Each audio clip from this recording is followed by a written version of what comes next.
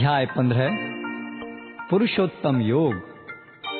श्री भगवानुवाच ऊर्ध्वमूलमधः शाखम् अश्वत्थं प्राहुरव्ययम् छन्दांसि यस्य पर्णानि यस्तं वेद स वेदवित्। भगवान ने कहा जाता है कि एक शाश्वत अश्वत्थ वृक्ष है जिसकी जड़ें तो ऊपर की ओर हैं और शाखाएं नीचे की ओर तथा पत्तियां वैदिक स्तोत्र हैं। जो इस वृक्ष को जानता है वह वेदों का ज्ञाता है।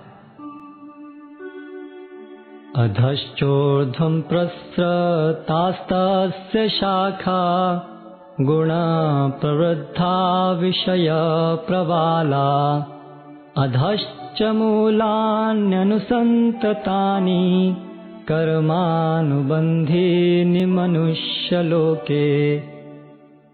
इस वृक्ष की शाखाएं ऊपर तथा नीचे फैली हुई हैं और प्रकृति के 3 गुणों द्वारा पोषित हैं।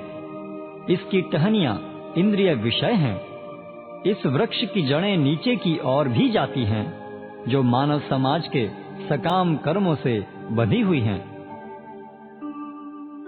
न रूपमस्य तथोपलभ्यते नान्तो न चादिर्न च सम्प्रतिष्ठा अश्वत्थमेनं सुविरूढमूलम् असङ्गशस्त्रेण दृढेन छित्त्वा ततः पदं तत्परिमार्गितव्यं यस्मिन् गता न निवर्तन्ति भूय तमेव चाद्यं पुरुषं प्रपद्ये यतः प्रवृत्ति प्रसृता पुराणी। इस वृक्ष के वास्तविक स्वरूप का अनुभव इस जगत में नहीं किया जा सकता। कोई भी नहीं समझ सकता कि इसका आदि कहाँ है, अंत कहाँ है या इसका आधार कहाँ है। लेकिन मनुष्य को चाहिए कि इस दृढ़ मूल वाले वृक्ष को विरक्ति के शस्त्र से काट गिराए। तत्पश्चात उसे ऐसे स्थान की खोज करनी चाहिए जहाँ जाकर लौटना न पड़े और जहाँ उस भगवान की शरण ग्रहण कर ली जाए जिससे अनादिकाल से प्रत्येक वस्तु का सूत्रपात तथा विस्तार होता आया है। निर्माण मोहाजित संग दोषा अध्यात्म नित्या विनिवृत्त कामा द्वन्द्वैर्विमुक्ता सुख दुःख संज्ञे गच्छन्ति मूढ़ा पदमव्ययं तत्। जो झूठी प्रतिष्ठा, मोह तथा कुसंगति से मुक्त है, जो शाश्वत तत्व को समझते हैं, जिन्होंने भौतिक काम को नष्ट कर दिया है, जो सुख तथा दुख के द्वंद्व से मुक्त हैं और जो मोह रहित होकर परम पुरुष के शरणागत होना जानते हैं, वे उस शाश्वत राज्य को प्राप्त होते हैं। न तद्भास्यते सूर्यो न शशांको न पावकः यद्गत्वा न निवर्तन्ते तद्धाम परमं मम। वह मेरा परम धाम न तो सूर्य या चंद्र के द्वारा प्रकाशित होता है और न अग्नि या बिजली से। जो लोग वहां पहुंच जाते हैं वे इस भौतिक जगत में फिर से लौट कर नहीं आते। ममैवांशो जीवलोके जीवभूतः सनातनः मनः षष्ठानि इन्द्रियाणि प्रकृतिस्थानि कर्षति। इस बद्ध जगत में सारे जीव मेरे शाश्वत अंश हैं। बद्ध जीवन के कारण वे 6 इंद्रियों से घोर संघर्ष कर रहे हैं जिनमें मन भी सम्मिलित है। शरीरं यद्वाप्नोति यच्चाप्युत्क्रामतीश्वरः गृहीत्वैतानि संयाति वायुर्गन्धानि वाशयात्। इस संसार में जीव अपनी देहात्म बुद्धि को एक शरीर से दूसरे में उसी तरह ले जाता है जिस तरह वायु सुगंधि को ले जाता है। इस प्रकार वह एक शरीर धारण करता है और फिर इसे त्याग कर दूसरा शरीर धारण करता है।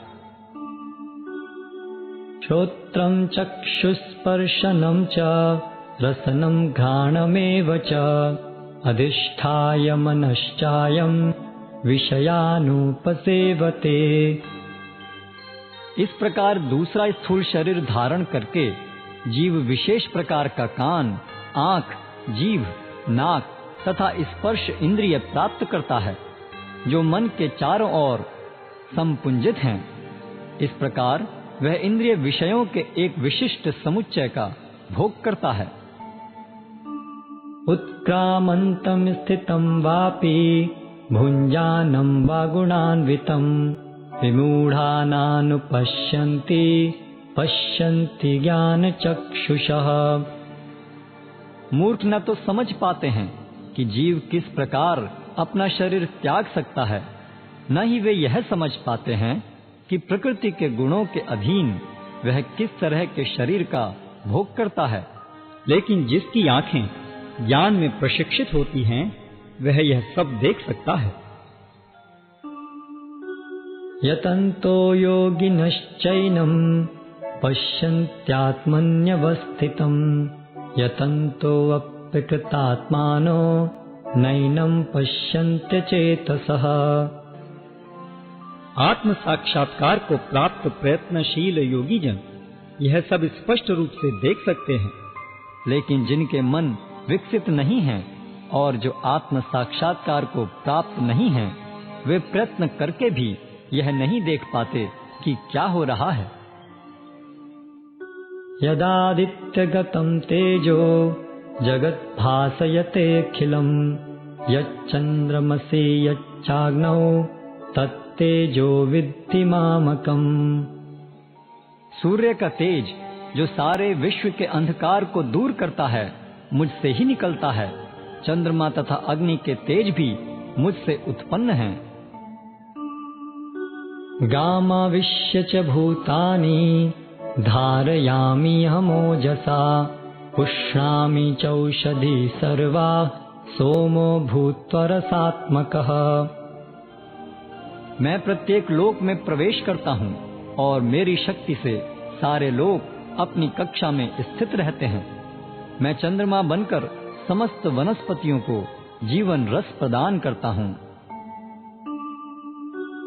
अहं वैश्वानरो भूत्वा प्राणिनां देहमाश्रितः प्राणापानसमायुक्तः पचाम्यन्नं चतुर्विधम्। मैं समस्त जीवों के शरीरों में पाचन अग्नि वैश्वानर हूँ और मैं श्वास प्रश्वास प्राणवायु में रहकर 4 प्रकार के अन्नों को पचाता हूँ। सर्वस्य चाहं हृदि सन्निविष्टो मत्ता स्मृतिर्ज्ञानपोहनं च वेदैश्च सर्वैरहमेव वेद्यो वेदान्तकृतवेद विदेव चाहम्। मैं प्रत्येक जीव के हृदय में आसीन हूँ और मुझसे ही स्मृति, ज्ञान तथा विस्मृति होती है। मैं ही वेदों के द्वारा जानने योग्य हूँ। निस्संदेह मैं वेदांत का संकलन करता तथा समस्त वेदों का जानने वाला हूँ।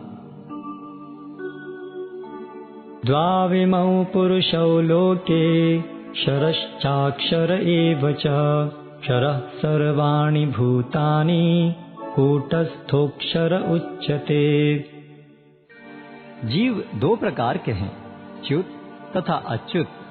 भौतिक जगत में प्रत्येक जीव च्युत होता है और आध्यात्मिक जगत में प्रत्येक जीव अच्युत कहलाता है। उत्तमः पुरुषस्त्वन्यः परमात्येत उदाहृतः यो लोकत्रयम् आविश्य बिभर्त्य अव्यय ईश्वरः। इन दोनों के अतिरिक्त एक परम पुरुष परमात्मा है, जो साक्षात अविनाशी भगवान हैं और जो तीनों लोकों में प्रवेश करके उनका पालन कर रहा है। यस्मादक्षरमतीतोऽहम् अक्षरादपि चोत्तमः अतोऽस्मि लोके वेदे च प्रथितः पुरुषोत्तमः। चूंकि मैं क्षर तथा अक्षर दोनों के परे हूँ और चूंकि मैं सर्वश्रेष्ठ हूँ, अतएव मैं इस जगत में तथा वेदों में परम पुरुष के रूप में विख्यात हूँ। यो मामेव सम्मूढ़ो जानाति पुरुषोत्तमं स सर्वविद् भजति मां सर्वभावेन भारत। जो कोई भी मुझे संशय रहित होकर पुरुषोत्तम भगवान के रूप में जानता है, वह सब कुछ जानने वाला है। अतएव हे भरत पुत्र, वह व्यक्ति मेरी पूर्ण भक्ति में रत होता है। इति गुह्यतमं शास्त्रम् इदं मुक्तं मया नघ एतद् बुद्ध्वा बुद्धिमान् स्यात् कृतकृत्यश्च भारत। हे अनघ, यह वैदिक शास्त्रों का सर्वाधिक गुप्त अंश है, जिसे मैंने अब प्रकट किया है। जो कोई इसे समझता है, वह बुद्धिमान हो जाएगा और उसके प्रयास पूर्ण होंगे।